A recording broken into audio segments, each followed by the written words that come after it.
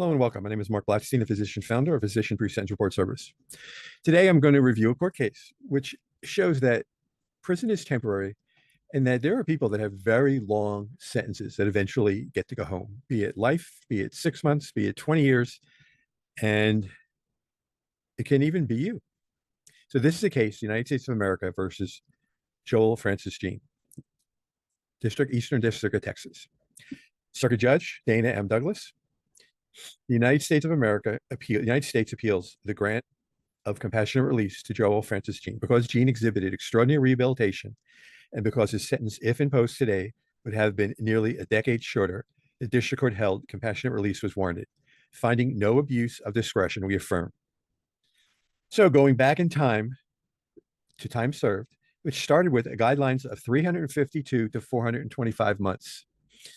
Ultimately, he was assigned to 292 months. But even then, prison is temporary and you will be going home. It's pretty much what I tried telling everyone, although initially I didn't believe it. And I was a short timer, as I was told over and over and over again. The court found non-reactive changes in sentencing law may constitute extraordinary and compelling reasons, warranting compassionate release when other factors, such as defendant's rehabilitation, are also present. And so I constantly, through all my videos and conversations, harp on the fact that it's very important to be prepared for your pre-sentence interview and to soul search what brought you to this moment in time before you sit down with the probation officer who meets you, because they're very busy. And so how are you going to stand out different from everyone that they meet and make an impression? Because most people do not. And if you can do that, sincerely, where you stand out to them, he or she, and they pass that on to the judge, the judge may take that into account, still give you a longer sentence, but ultimately you may prevail. According to the district court, they found that non-retroactive changes in the law may favor compassionate release. The district court weighed the 18 U.S.C. 3553A factors and found that granting Jean's motion was consistent with these factors. According to the district court's granted Jean's 3582 C1A1 motion, and Jean was subsequently resentenced to time served.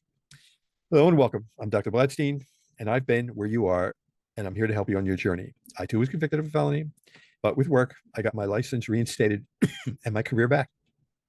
Preparation for release, at least considering it before your pre-sentence interview, is a step in the right direction. And Jean did that. With you may do something completely different. In other words, Jean was working all along, as you'll listen, or as I read to you. And to complete the sentence, you may do something completely different while you're working inside on your own, trying to achieve either your GED, associate's degree, bachelor's degree, whatever that may be. But having a plan and a daily routine starting day one in prison is a good place to start, and knowing what to expect when you get there, because prison is temporary.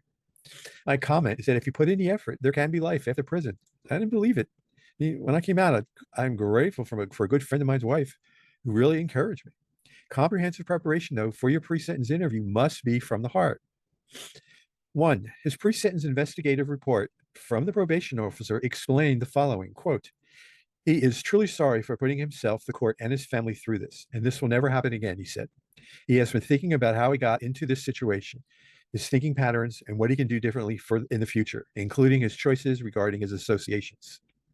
Education and bettering yourself in prison." Two, BOP's case managers wrote, the first one, "I have over 20 years of experience within the Federal Bureau of Prisons, and very rarely have I come across an inmate who has truly worked on himself from the day of his admittance in the custody of the BOP.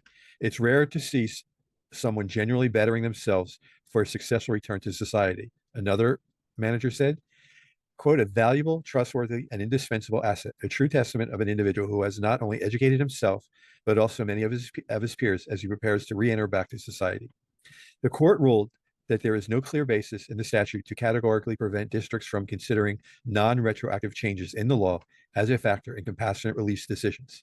Appellate precedent and 1B1.13 do not prohibit the inclusion of such factors in the compassionate release calculation. If you have any questions, give me a call. It's on the top of this page, 240-888-7778. My name again is Dr. Blatstein, Mark Blatstein, Physician Pre-Sentence Report Service, Sentence Mitigation, humanizing yourself as Jean did to the court. I hope you found this helpful, and I appreciate you taking the time to listen in today. Have a good day.